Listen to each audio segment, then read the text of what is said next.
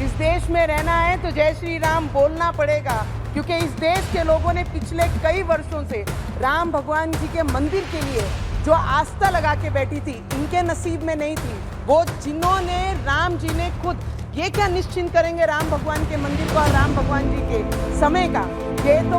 नवनीत राणा।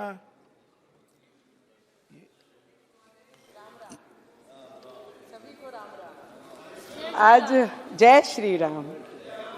मैं अध्यक्ष महोदय जी, सभी ने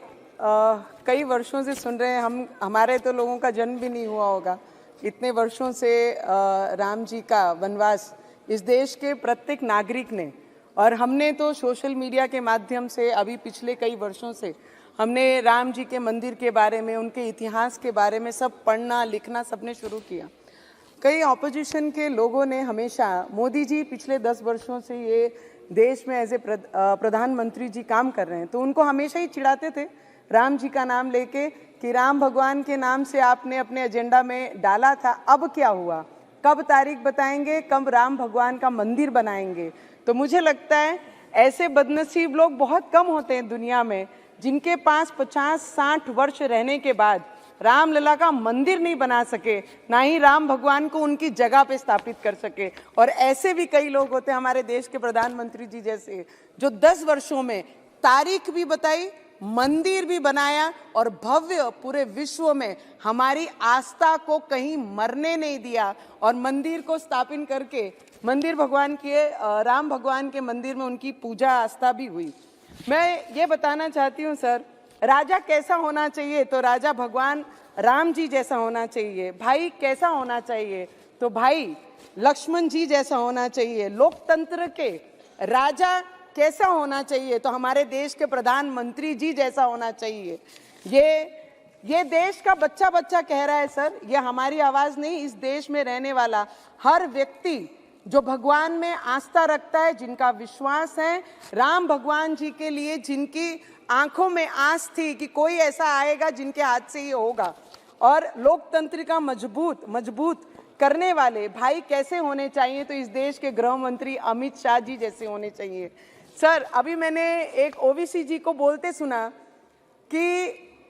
पुरुषोत्तम मर्यादा राम जी के बारे में कि हम उनका आदर करते हैं, सत्कार करते हैं, सम्मान करते हैं। करना पड़ेगा, इस देश में रहना है तो जय श्री राम बोलना पड़ेगा, क्योंकि इस देश के लोगों ने पिछले कई वर्षों से राम भगवान जी के मंदिर के लिए जो आस्था लगा के बैठी थी, इनके नसीब में नहीं थी। वो जिन्होंने, राम जी ने खुद ये क्या निश्चिंत करेंगे राम भगवान के मंदिर का और राम भगवान जी के समय का, ये तो भगवान ने खुद हमारे देश के प्रधानमंत्री को चुना है कि जिनके हाथ से ये होना था, और इस देश में हुआ है, पूरे विश्व ने वो देखा है। सर, बहुत सुंदर है सर,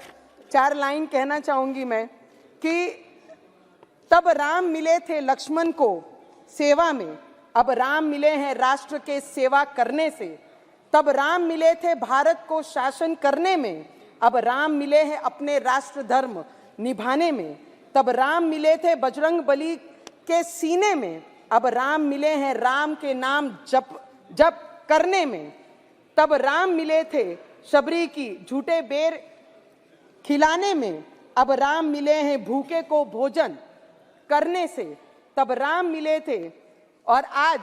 मैं इतना ही कहना चाहूंगी सर कि तब राम मिले थे अयोध्या को मर्यादाओं में, आज अब भी राम मिले हैं भारत के पहचान में। मैं इस देश के जितने भी सर, उस दिन जिस दिन राम मंदिर का स्थापना हो रहा था, हमारे राम लल्ला जब स्थापित हो रहे थे, उनकी पूजा हो रही थी, हर किसी के, इस देश में रहने वाले की आंखों में वो आंसू थे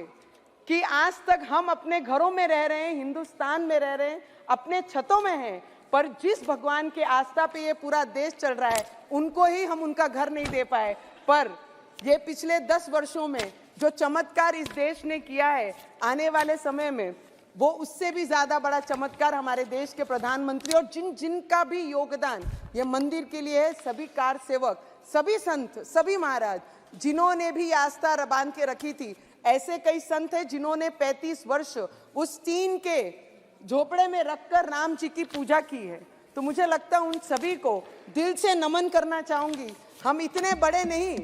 कि उन्हें नमन भी कर पाए, क्योंकि जिनके रक्तों से वो एक एक ईंट बनी है, मुझे लगता है उनको नमन करने से उनका भुगतान नहीं होगा। पर इस पार्लियामेंट में हमारे देश के प्रधानमंत्री जी, हमारे देश के गृह मंत्री जी और जितने भी पार्लियामेंटेरियन यहाँ पर बैठे हैं, ये आज का इस टर्म का,